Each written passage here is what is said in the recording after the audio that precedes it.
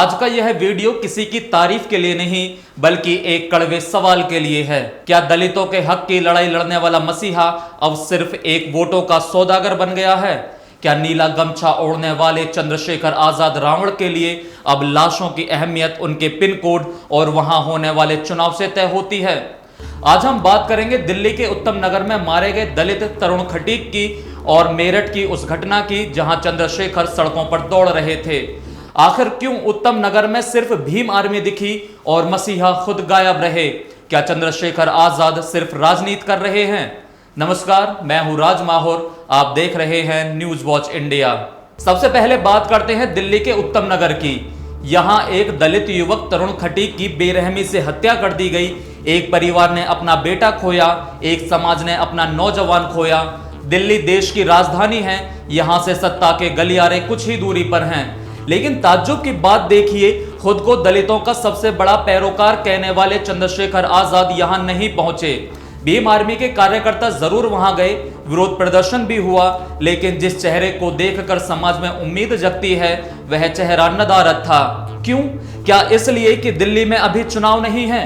क्या तरुण खटीक का खून इतना सस्ता था कि उसके घर जाने के लिए चंद्रशेखर के पास समय नहीं था? अब जरा फ्लैशबैक में चलिए, मेरठ की उस घटना को याद कीजिए जहां एक दलित महिला की हत्या हुई थी।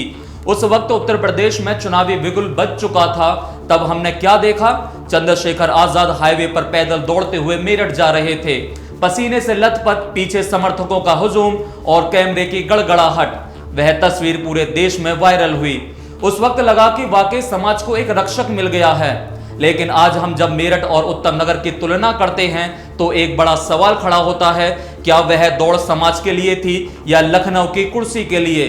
उत्तर प्रदेश में चुनाव हैं, इसलिए वहां पैदल दौड़ना राजनीति के लिए फायदेमंद था, लेकिन दिल्ली में कोई चुनावी फायदा नहीं दिख रहा, तो क्या इसलिए वहां जाने की जरूरत नहीं समझी गई? हद तो तब हो गई जब दिल्ली में तरुण खटीक के घर मातम पसरा था और चंद्रशेखर आजाद सोशल मीडिया पर ईरान के नेता खेमई की मौत का दुख व्यक्त कर रहे थे। एक भारतीय नेता जो खुद को अंबेडकरवादी कहता है, उसे 7 समंदर पार के नेता की फिक्र है, लेकिन अपने ही देश की राजनीति में मारे गए एक दलित भाई के घर जाने की फुर्सत नहीं है। ये कैसा विरोधाभास है? क्या अंतरराष्ट्रीय राजनीति में अपनी पकड़ दिखाना अब दलितों के आंसुओं को पोंछने से ज्यादा जरूरी हो गया है? क्या एक दलित मसीहा को यह शोभा देता है कि अपनों की चीखें छोड़कर विदेशी राजनीति में शोक संवेदनाएं प्रकट करे? साथियों, राजनीति बुरी बात नहीं है। काशीराम जी ने भी कहा था कि राजनीति वो मास्टर चाबी है जिससे हर ताला खुलता है। लेकिन क्या सत्ता के इस चाबी को पाने के चक्कर में हम अपने लोगों के शवों पर राजनीति करेंगे? आज समाज में यह चर्चा आम है कि चंद्रशेखर आजाद अब सिर्फ सिलेक्टिव स्टैंड लेते हैं। जहां कैमरा है, जहां चुनाव है, जहां सुर्खियां हैं, वहां आजाद हैं। लेकिन जहां सिर्फ गम है, जहां सिर्फ संघर्ष है और जहां कोई वोट बैंक नहीं दिख रहा, वहां सिर्फ कार्यकर्ता भेजकर पल्ला झाड़ लिया जाता है। क्या भीम आर्मी अब सिर्फ चंद्रशेखर की राजनीतिक सीढ़ी बनकर रह गई है? हम चंद्रशेखर आजाद का विरोध नहीं कर रहे, हम उस मानसिकता का विरोध कर रहे हैं जो समाज को सिर्फ चुनाव के वक्त याद करती है। तरुण खटीक का परिवार आज भी इंसाफ मांग रहा है। अगर आप खुद को मसीहा कहते हैं तो मसीहा हर उस जगह खड़ा होना चाहिए जहां अन्याय हो रहा हो, ना सिर्फ वहां जहां चुनाव हो रहा हो।